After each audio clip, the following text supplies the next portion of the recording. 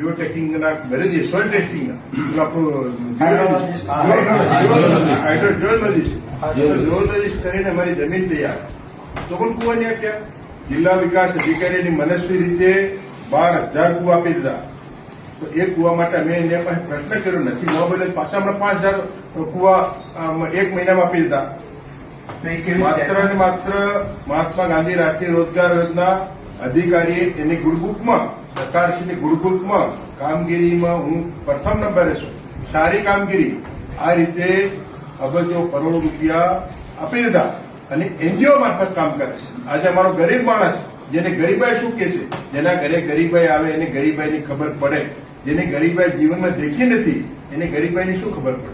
હું પોતે આદિવાસી ખેડૂત છું, ધરતીનો ખેડૂત છું, મોટો ખેડૂત છું. મારા લોકો કઈ રીતે જીવન ગુજારે છે, કઈ રીતે રોજગારી મેળવે છે ને આજે સવારથી સાંજ સુધી મારા મા બાપના પેટના ફાળો પૂરો દર ભટકે છે, મજૂરી કરે અને સાંજે સૂકો રોટલો ને મરચું ખવડાવે મા બાપને સુડાવે. એ દિવસોમાં દેખેલા જે સમાજમાંથી આવું છું અને એનું અમલવારી થતી. પ્રભારી મંત્રી સાહેબને કીધું, પ્રભારી મંત્રી સાહેબ એવા થોડો ટાઈમમાં થોડું પરિવર્તન ચેન્જ થઈ ગયું. આનું કશું નથી અને ડીડીઓ કોઈ મિટિંગમાં આવતો પણ નથી, ખાલી આવતા સાપકામ રહે છે અને અમને કોઈ જાતનો સંકલન પણ નથી ધારાસભ્યનો. ધારાસભ્ય એટલે કઈ બાજુ બોલા સમજે છે? ધારાસભ્ય અમે પણ 3.5 લાખ પ્રજાના પ્રતિનિધિ છે. કશું નહીં સાહેબ, કશું સમન્વય બેઠક નથી થતી. નહીં સંકલન વસ્તુ અલગ છે, કામનું રિવ્યુ બેઠક વસ્તુ અલગ છે. આયોજનના કામોનું વર્કિંગ, એની મેનેજમેન્ટ, એની ચર્ચા અને સમન્વય થવું જોઈએ. માન્ય કલેક્ટર સાહેબ એ સમન્વય થતું નથી. માન્ય સંસદ સભ્ય સાહેબને, માન્ય મંત્રી સાહેબને બ્રીફ કરવાથી કામ થવાનું નથી. દાહોદ જિલ્લો ગરીબ છેવાડાનો જિલ્લો છે, ટ્રાઇબલ જિલ્લો છે અને સરકાર ભારત સરકાર રાજ્ય અનેકવિધ યોજનાઓ નાખે છે અને યોજનાઓ થકી ગરીબોનો વિકાસ માટે ગ્રાન્ટો આપે છે. અન્ય અલગ અલગ એડે ગ્રાન્ટ આવે છે. આપણે એવું કરીએ એના માટે તમે મનરેગા માટે એવું કરશું આજે ડીડીઓ રજા ઉપર છે. માન્ય મંત્રી સાહેબ છે તો એમને પૂછી માન્ય પ્રભારી સાહેબ એવું છે, અધિકારીઓને એવું છે, અધિકારી શાસન ચલાવે છે. ધારાસભ્યનો કોઈ પ્રોટોકોલ પણ ધરાવતા નથી. ધારાસભ્યોને એવું છે, અધિકારીઓને છે અમે અધિકારી તમારા કરતા તમારો જયારે નોકરી નહીં મળી ને એ દિવસથી હું 1993 થી સરકાર ચલાવું. સરકારમાં હું આજ દિન સુધી આ જે એ માણસનો ગુણ વિષય છે, હું સરકારમાં હું ભાગીદારી છે મારી. તમને જેટલું જ્ઞાન નથી ને એટલું અમે ગરીબોની સેવા કરી છે. પણ તમારી વાત સાચી, કશું નથી સાંભળતા સાહેબ.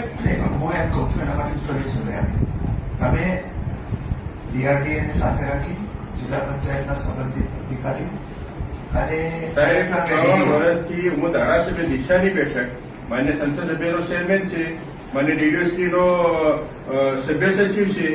દિશાની બેઠક હોય 15 દિવસ પહેલા સ્થાનિક ધારાસભ્ય હોય, જિલ્લા પંચાયત પ્રમુખ હોય, પ્રભારી મંત્રી સાહેબ હોય, બધાનું સંકલન સમન્વય કરી અને પછી દિશાની બેઠક બોલાવી છે અને વિસ્તારથી દિશાની બેઠકમાં ચર્ચા થઈ જાય તો શર્ટ પેન્ટ પટ 10 મિનિટમાં ખેલ ખતમ. દાહોદ હતો ત્યાંથી તો પાછળ નિષેકલા ક્રમાંકે જઈ રહ્યો અને ખાલી પેપર વર્ક દાહોદ આટલું સાહેબ નહીં ચાલે. પેપર એવું છે કે દિશાની મિટિંગ તો આપણે થવાની છે અને એ વખતે આપણે જે ચર્ચા કરવી હોય બધાને છૂટ જ હોય છે. એ વખતે ચર્ચા કરી લેવી અને મનરેગા માટે છે તમે અલગથી મિટિંગ બોલાવો. મિટિંગ બોલાવીને ધારાસભ્યોને હાજર રાખો, બધાની દરેક વિસ્તારનો રિવ્યુ લ્યો. પહેલા એમની પાસેથી સૂચનો માંગી લો કે શું કરવાનું છે. કારણ કે આપણે સામાન્ય રીતે તો એવું છે ગ્રામસભા નક્કી કરે પછી જ આપણે એનું કરતા હોઈએ છીએ. પ્રભારી ધારાસભ્ય કદાચ બોલાય તો વાત કરો, અમને હજી તો ઓળખતા નથી. ડીઆરડી નિયામક અમને અમારા તો હજી તો એક બેઠક નથી કરી. ન પણ કરશે. હવે તમે તારીખ નક્કી આજે જ કરી લેજો.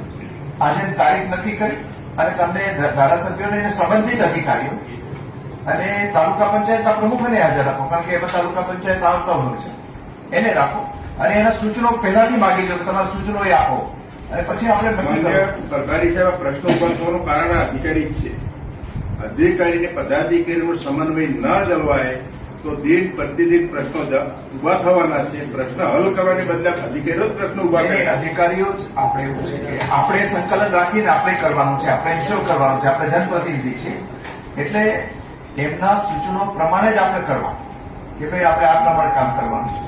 તો સૂચનો પહેલેથી મગાવી 15 કે 20 દિવસ પછી ફરી પાછી મીટિંગ રાખો. મીટિંગ રાખી કરી લેવાનું આપણે જે હવે એક મિનિટ પછી હું જરાક વાત પૂરી કરી લઉં પછી વારા પરથી બધા